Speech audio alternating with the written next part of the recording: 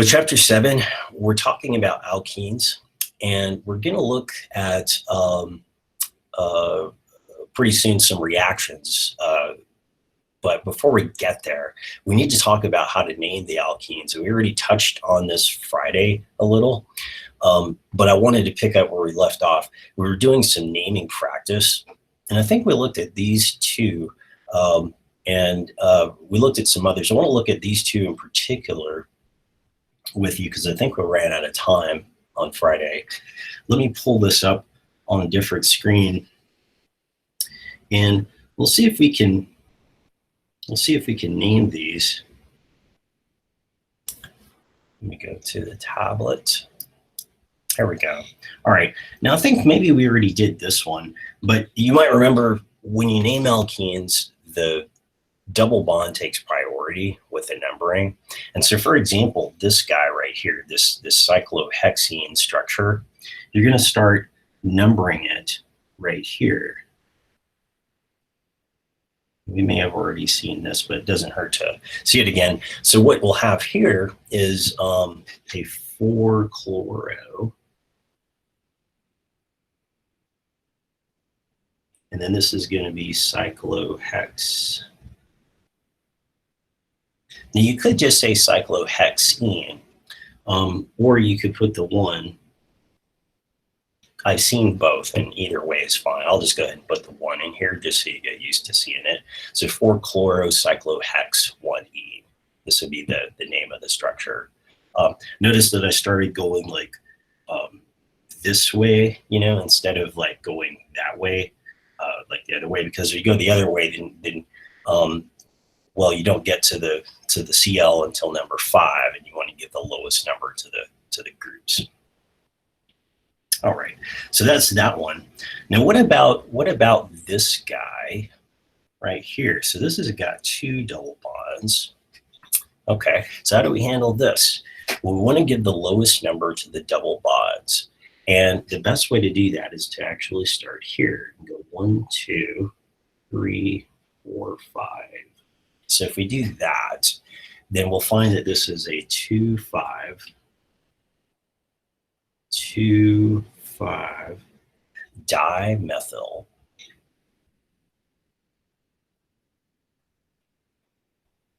And then this is it's a 5-membered ring. So it's a cyclopentadiene because there's 2 double bonds in it. So 2,5-dimethyl cyclopenta.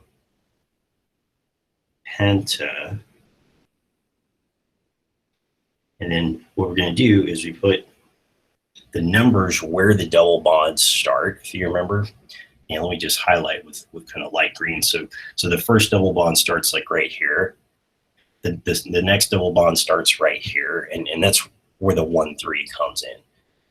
So 2,5-dimethyl cyclopenta 1,3-diene. Oops.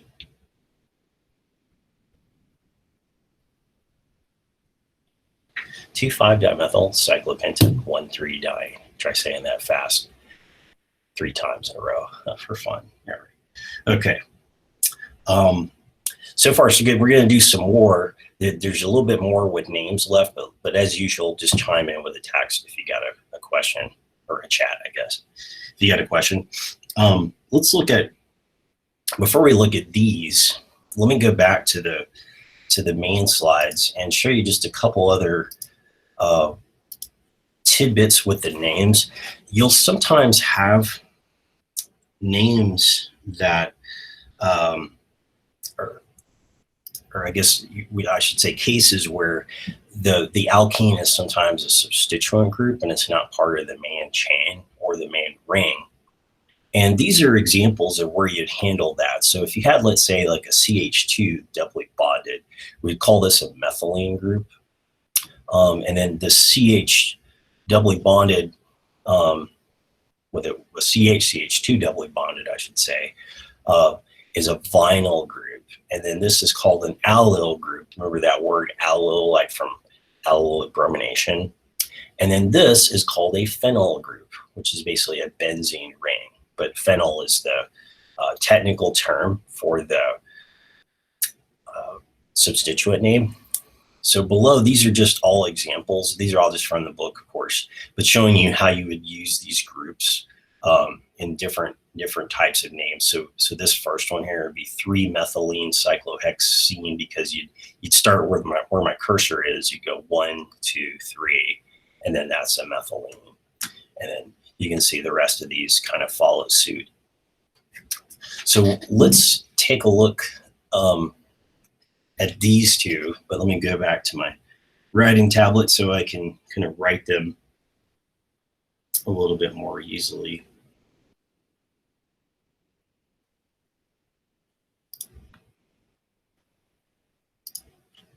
All right, here we go. So kind of looking at that, and you can have those slides up if you got an extra screen tab. So what we can do, let's look at this first one. So this guy right here, how do we handle this one? Well, we want to give the double bond, if we're going to treat this whole thing as this is like the main structure, right? Because it's the largest group. It's a 6-membered ring. So it's a cyclohexene. And we want to take priority when we number this double bond that's in the ring. So because of that, we'll start numbering right here. And if we do that, here's what we'll have: 1, 2, 3, 4. And then at position 3, we've got, this is a methylene. And at position 4, can anybody tell me what the name of this group at position 4 would be called?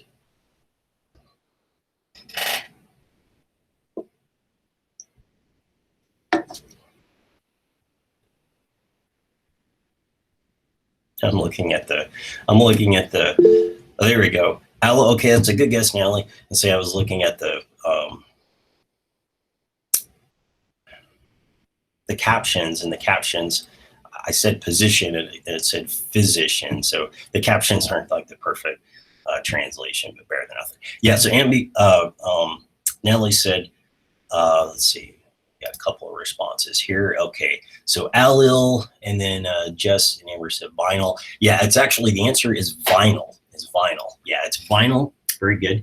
The reason it's vinyl and not allele is the vinyl has the attachment directly to the double bond. Allele kind of looks like this. Allele would have like this and then a CH2 attached to the ring. So that would be like allele right there. We don't have that. We've actually got vinyl. Yeah, but good job. Awesome. So then we just treat these like any other parts of the name. In terms of ordering, you would say 3-methylene,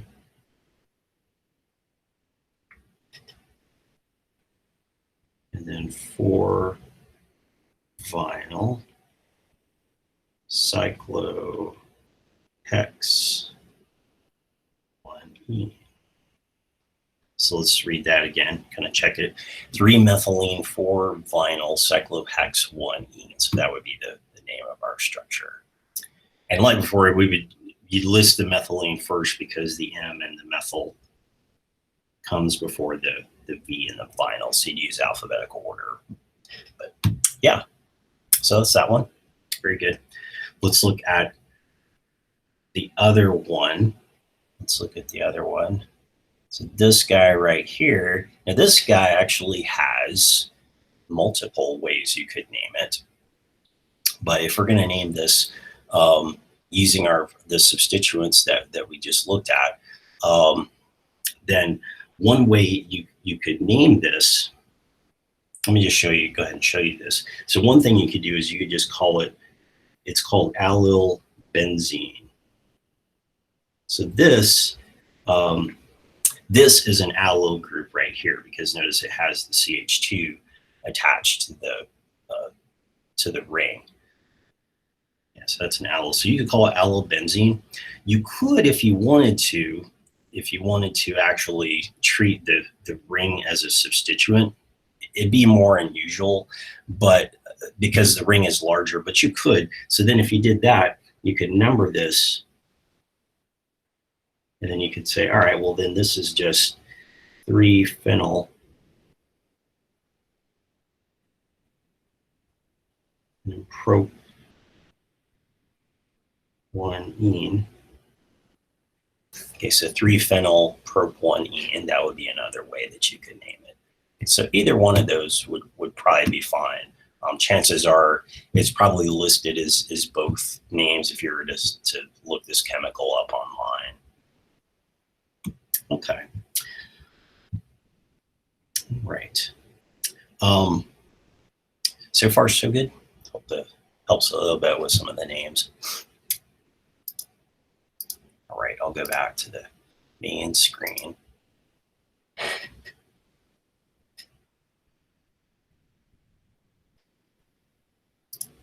Okay, well, we're not done with names yet because we do have cis-trans isomers when you have double bonds. And you've already seen cis-trans isomers before. Here's a couple of generic examples.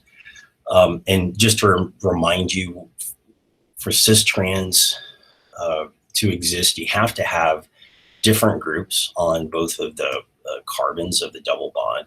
So like these two right here in the box, notice that you have like two of the same on one side. So here you've got like 2 methyl groups, and the other one you've got 2 of the same on a side. You've got 2 H's. So these don't have either cis or trans to them. So that's all good and well, right? And what about things that are cyclic? Well, most of your cycloalkenes are going to have cis double bonds in them. Only things that are larger, only rings, I should say, that are larger, that is 8-membered rings or larger, will have trans double bonds. So here's examples. Cyclohexene, we don't say cis cyclohexene because it's implied that it's already cis, and it will generally be true. So cyclooctene, it's implied here that it's going to be cis unless you say trans cyclooctene, which is kind of more unusual. Here, this is cyclodecene, but this is trans. And a way to see this, by the way, is to if you look at the arms, like let's look at cyclohexene for a moment and see how the arms are kind of both extending on one side. So like if you're looking at the screen, this is your left side, right, where my arrow is kind of moving. So both of these arms are on the left side. So that's why it's cis. Here, both of the arms are on the left side. That's cis. Notice that here with the trans-cyclodecene, the arms are going opposite. One's like going up and to the left, the other is going down and to the right. But then here in cis-cyclodecene, the arms are both like going in the same direction. So that's kind of how to view it. The other thing you can do is you can draw the H's in, and you'll see that the H's are on the same side in the cis and they're opposite sides in the trans. Okay, so that's all, you know, kind of straightforward. But what about things that don't have like a clear name with cis and trans terminology? For example, let's say you have 3-ethyl hex 2E, okay? And you draw the structure, you can actually draw like 2 different structures of it. And so you might say, okay, well, they're just cis trans, right? But the problem is, what is cis and what is trans? Are you saying like trans is like with the methyl and the big group, or the methyl and the smaller group? So you kind of run into ambiguity. And there's a way to get around this. We can use what's called the EZ system. And the pun is intended because hopefully you'll find it easy. So don't worry, it's easy, right? Okay, it's supposed to be a cheesy joke. But so yeah, the EZ system of nomenclature. So let me show you how to use this system. It kind of takes a little bit of similarity from the RS system. The first step is you assign priorities to the groups attached to one of the double bonded carbons. And to do that priority assignment, you use the same rules you would for R and S. So atomic number, you know, the higher atomic number is the higher priority. And then if you have a tie, you look at what else is attached. Well, then what you do is repeat the process for the groups attached to the other carbon. Then you're going to cut the double bond in half mentally. And then if the ones are on the same side, it's Z. And if the ones are on opposite sides, it's E. And here's like the picture schematic from the textbook. So here's like Z. The Z and E, by the way, come from German words. Z comes from zusammen, which means together. And so you can see here, the ones are on the same side. And then E comes from entgegen, which is a German word for opposite. And that's where the ones are across from each other, opposite. So if we look at that first structure on the previous slide, let's mentally cut the double bond in half. And then on the left, let's assign priorities. So you'd have a carbon versus a hydrogen. So that means that the carbon would be 1 and the hydrogen would be 2. Then we go to the right side and we do the same thing. You can see that on the right side, you have a tie between these two. So then what you do is you look at what else is attached. And the top group is larger. It has like an extra carbon. So it's actually going to be the higher priority. So you can see here with this isomer that the ones are opposite of each other. So we would call this the E isomer. And this, the name for it, you would put the E in parentheses at the front of the name. So you'd say E3-ethyl hex 2E. That would be the name of this isomer. Well, if we look at the other isomer, this would have to be the Z. We do the same thing, cut the double bond in half. We put our priorities. The methyl and the large group here are the same side. The ones are together, so this is the Z. So that's how it works. That's how the EZ system is used. And here's like another example from the textbook. Just thought I would show it just to show you again. Here in this case, you have like a ties on both sides. So then you have to look at what else is attached. So like with this ring structure, this is the E on the left side because the carbon right here is doubly bonded to an oxygen. And then the carbon here is just got another carbon on it. It's a CH2 carbon. And then over here, the same thing. This is a larger group. Okay. So let's just do some practice together. But before we get to that, let me show you just one other example. Sometimes you will have cases of more than one double bond. And here's an example of where you've got like 2 double bonds. What you do is you specify the stereochemistry at each double bond by putting the number in front of the Z or the E. So like here, this is 3Z5E. Now let me go to the tablet and just show you something or kind of help you to see this, because this one might be, especially the first time around, it might be kind of harder for you to see. So let me draw the hydrogen. So there's a hydrogen right here. There's a hydrogen right here. Right. Let's look at this first. We're looking at this first double bond. Okay, this guy right here. Okay, let's take a look at that one. Now it says that that's Z, right? So why is that Z? Well, if we do our same, kind of steps, the steps where we're supposed to divide the double bond in half, and if we look at the left side, as it were, you can see that this is, this is going to be a 1 right here, and that's going to be a 2. Okay, and the bromine is a 1 because Br has a higher atomic number. Remember, I use the same ranking that we do with RS. Well, then on the other side, what we're comparing is we're comparing a carbon and a hydrogen. Even though that carbon right here is part of the other double bond, you want to ignore that. You want to just do one at a time. So if you do that here, which one is higher priority? Well, here, the carbon, of course, is going to be the higher priority. So we put a 1 there. and a 2 here. And you can see that the ones are together. So that's why it's Z. At the 3 position, it's Z. At the 5 position, it's E, because, and this is probably easier to see if I just redraw it. So let me redraw this down here.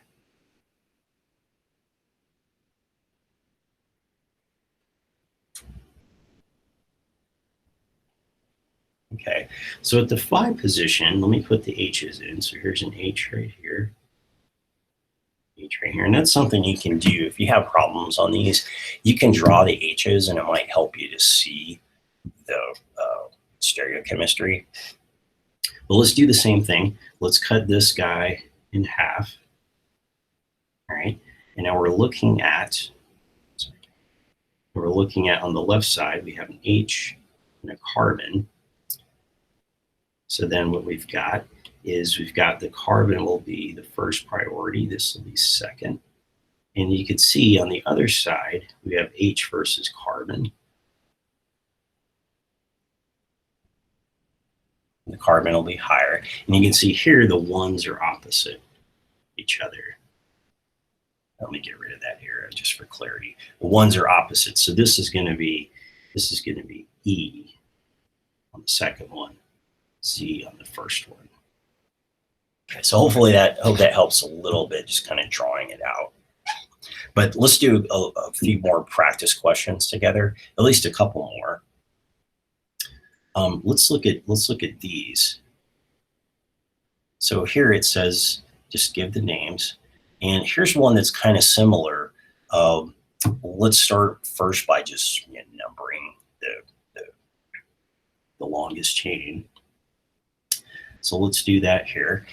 You can see on this first one, you would start on the left. If you number left to right.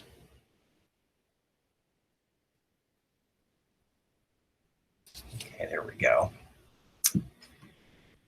All right, and then if we kind of put the most of the name together, you can see that this is going to be a 2-methyl 3-bromo. And actually, the list first would be a 3-bromo.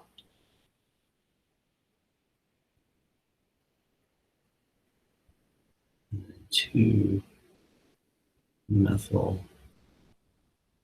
Okay, and can anybody help me with the rest of the name? 3-bromo, 2-methyl, and then we got to have the rest of it.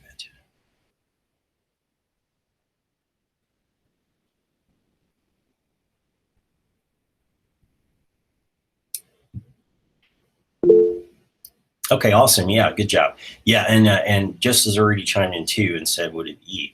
And Natalie's got, let's see, we go back to, oops, okay, hex 3. Yeah, very good. Good job, yeah, Natalie. So this would be 2-methyl hex 3. Awesome. Yeah, great. And yeah, and so then Jess has already said, well, would it be E? So yeah, that's the last part, is now let's see if this is E or Z, shall we? How do we do that? Well, like before, I'm going to use a really light colored green. So let's, if we divide the, fix that. So we divide the double bond in half, right? And we look at the priorities. Get rid of that. Get rid of that. Fix that.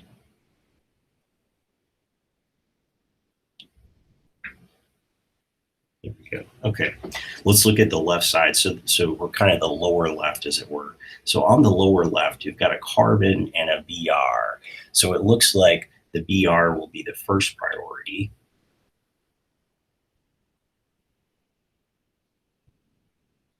Carbon will be second because of atomic number.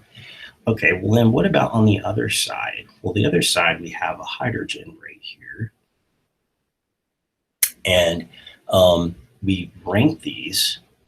We've got a carbon versus a hydrogen. Then it looks like the carbon is going to have the higher priority.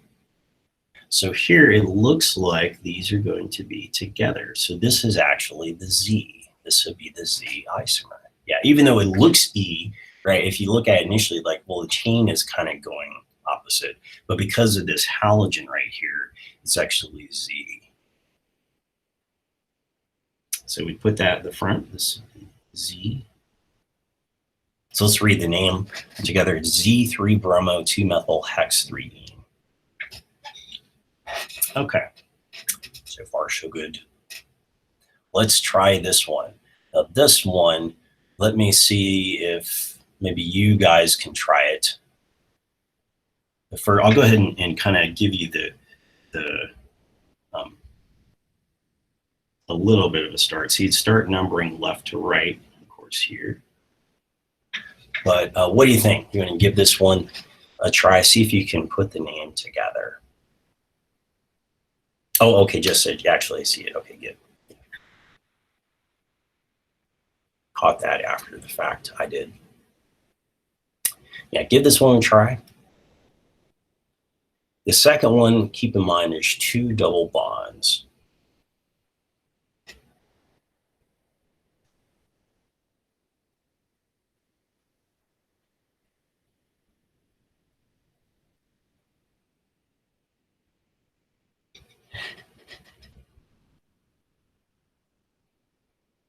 Now, if you wanted to start with this kind of piecemeal, as it were, we can start with what would be just the base name. And the base name, does anybody know what the base name for this would be, this structure? It's 5 carbons.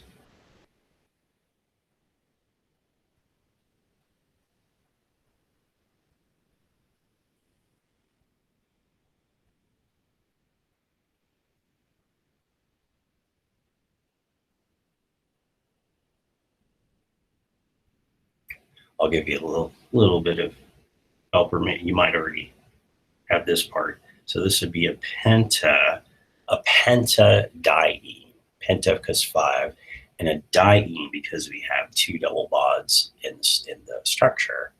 But it would be a penta 1,3 diene. So penta 1,3 diene.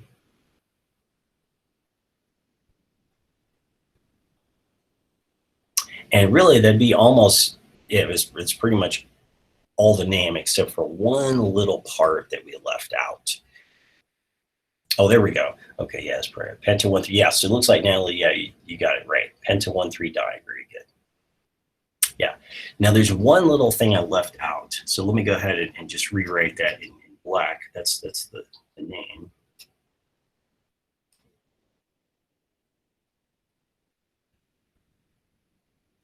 Can anybody see if I left something out of the name?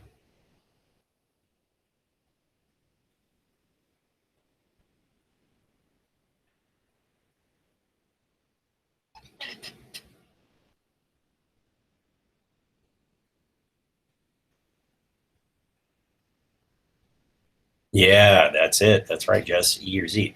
And Amber says, is it E? Uh-huh. And that's right, Amber. Yeah, it's E. Is it stereochemistry? Yes. And it is for number 3, right, Claire? Yeah, number 3 is, this is E. You can actually already see it because you see how the chain kind of like, let me circle that again. So the chain kind of goes like that way and that way, right? The chain kind of is opposite. Yeah, so this is definitely E. So we'll put an E, and you would say, now since there's only one double bond that has EZ, the first one does not, because the first one, remember there's 2 H's on that side, so there's no like cis or trans, there's no E or Z. So there's only one. So you don't have to say 3E, you can just say E. So you just put E in front. And this would be E penta 1,3 diene. You can put the 3 if you wanted to, but you don't have to. Yeah, okay, so then just says, what do you do if there was an E and a Z double bond? Yeah, very good. That's kind of what you would have, like in this one. So Jess was asking, what if you had an E and Z? It'd be kind of like this with the halogen, or if you want me to just draw like another example for you, let's see if I can just draw another one that has like E and Z. So let's say you had,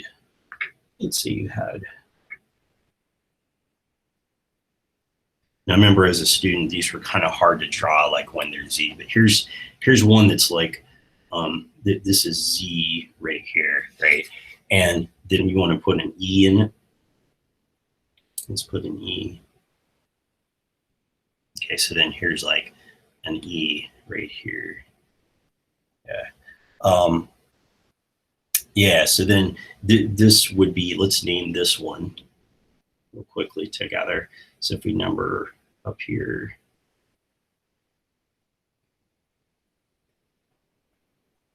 so let's see, what would this be? This is a heptadiene,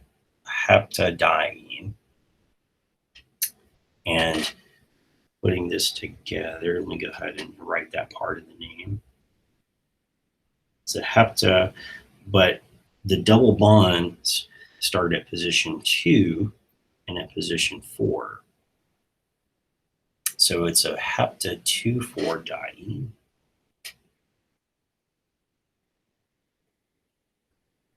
Okay, and then what you would do is you would put here the numbers and the double bond geometry. So you would say 2E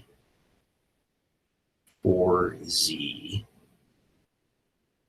So let's read that kind of all together. This would be 2E 4Z hepta-2,4-diene.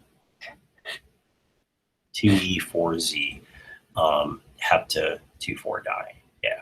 So if you had like the EE, what would the EE look like? Well, the EE would just look like this. Let me draw this in gray.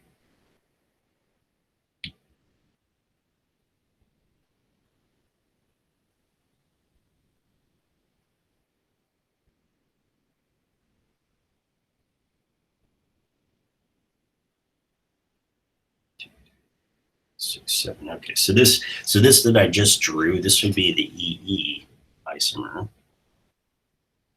And then if you wanted to draw, if you're curious, you're probably wondering what would the ZZ look like. Okay, well that'd be a little bit harder to draw, but you could draw it for sure. ZZ would look like this. So let me draw this on this side.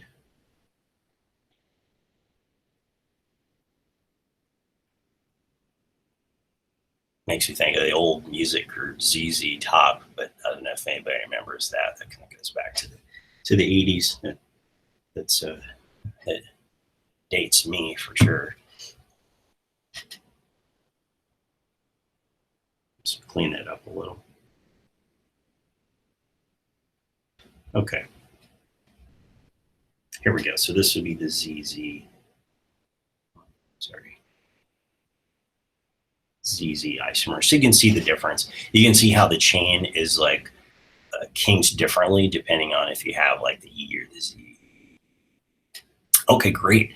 I hope that helps so far with like names. Yeah, so that's the only part that gets a little involved. Yeah, you're welcome. Yeah, my pleasure, Jess. So that's the only part that gets a little bit involved is with the names. You have like E and Z. That's the part that can get a little tricky. But other than that, hopefully you're finding the names is just, you don't have to learn that much more. You just add a few extra rules. All right, well, let's go back to the slides, the main slides, and kind of the rest of the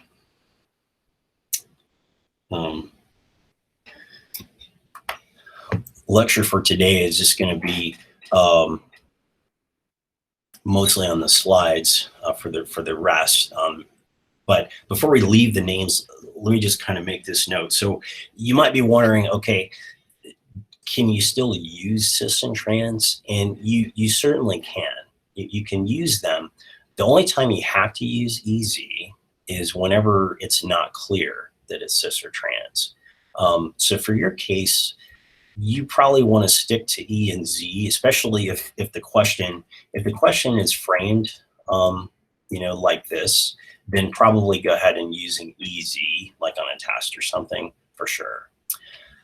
You have to use EZ whenever it's not clear that it's cis or trans. And most of the time, if something's tri-substituted or tetra-substituted, then you've got to use EZ. And you can see, like right here in this example we went through, this double bond is tri-substituted because we have a Br, we have an ethyl, and we have the rest of the chain. Those are 3 groups. And so pretty much in most cases, you got to use EZ with it. Okay, well, let's look at the rest of these concepts. A lot of this is just going to be slides because it's just easier to show you pictures.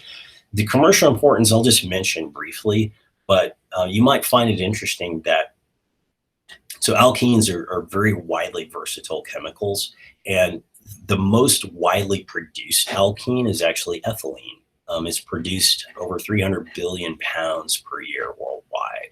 And the reason it's so widely used is because it's an intermediate in making all kinds of important chemicals. By far the most significant is the one on the upper left here, polyethylene.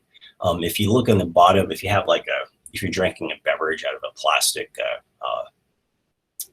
bottle right now, if you look in the bottom, chances are you might see something that says HDPE or PETE. Those are polyethylene polymers that are used to make hard plastics. And then there's high density polyethylene, which is for the harder material, and then low density polyethylene for like grocery bags. And then of course, other things that are very useful, acetic acid for making vinegar. And then ethylene oxide is used as a polymerizing agent. We'll talk about polymers at the end of chapter 7. Ethylene glycol for antifreeze, ethanol, of course, for beverages, and then vinyl chloride to make PVC. It's a very useful material, the ethylene is. And even ethylene itself is a plant hormone. So biologically, the way it works is it kind of helps induce ripening in fruit. And the application is that when you do fruit harvesting, you may already know this, but like bananas, for example, they actually are usually harvested when they're very much in the unripe state, so very green, as you can see in this picture here. And they put these bananas in chambers that they pump with ethylene gas, and the ethylene gas will induce the ripening. And at some point, when the green starts to fade, but there's still a little bit left, it's ready for the market. So then they take them out and ship them to the grocery stores. And so it's kind of interesting how it works. I guess the gas just absorbs into the banana, and somehow I'm not sure what the mechanism is, but it causes the sugars to get more prominent. Maybe there's an enzyme involved. I'm not sure. It's really, really fascinating. So that's an application. The next section is just properties, and the only thing that I would note is just these 4 bullet points that I have here. There's not much to say about alkenes except they're kind of like alkanes. They're low boiling, they're less dense than water, and so they'll float on top of water. And you can see this table, I have just kind of a few highlighted here. You see the densities of these things are all like 0.6, so the less dense than water. They're not polar. They're slightly more polar than alkanes, but they're pretty much non-polar. So they're not going to be soluble in water. They're going to only be soluble in other solvents like hexane and things like that. And then of course, ethylene itself is actually a gas at room temperature. And so you have to, when you handle it, as you can see with this picture here, it's in a compressed gas cylinder. Okay. But not much else to say, except for one little thing you might have on an occasional question, and that would be comparing the polarities. And let's say you had a cis-trans isomer. So let's say you had like a dichloroethylene. Well, the cis would actually be more polar than the trans, because when you draw the dipole moments, you might remember this back to, I think it was chapter 2 a while ago. You draw the dipole moments, and the net dipole moment for the cis is actually going up the way we have it drawn. and the trans, actually the dipoles cancel each other. So that reflects the boiling point differences. So the cis actually has a higher boiling point than the trans because there's a dipole here. The dipole moment, the more, I guess I should say, the larger the dipole moment is, usually the higher the boiling point will be, because the larger dipole moment is going to mean the molecules stick together more strongly. So it takes more heat to pull them apart. When you go from the liquid to the gas, you're pulling the molecules apart, driving them apart, and that takes energy, and it takes more if there's more like polarity. And you may already be familiar with that. Okay. What about how stable these things are? How do we determine if an alkene is stable or not stable?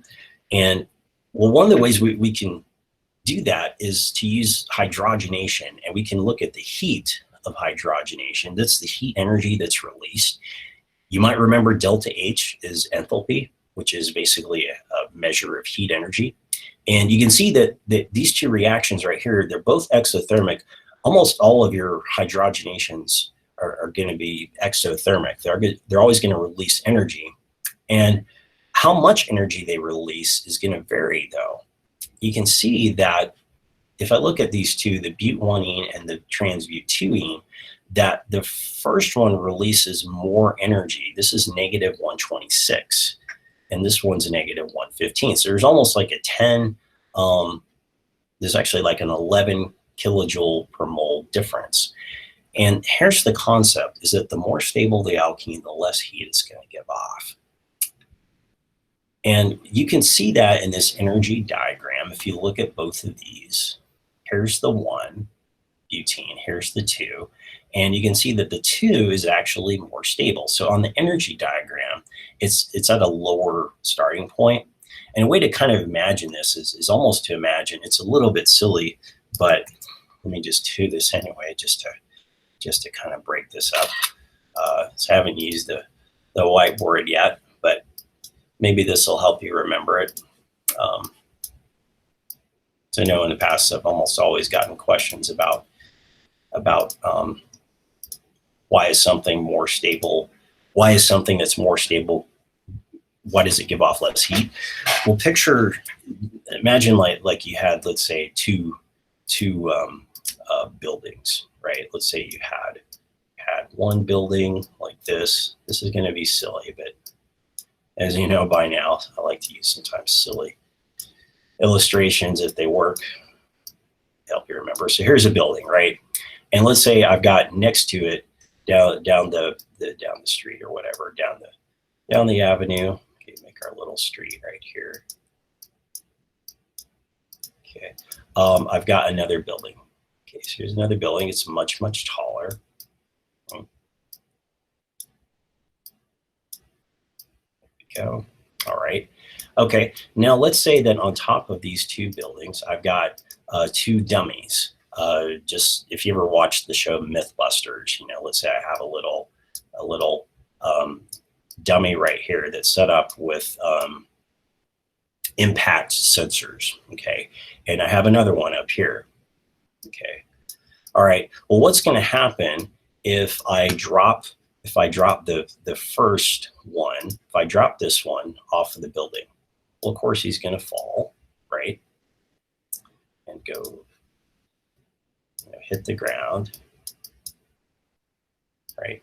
And the same thing here, right? This is also going to happen.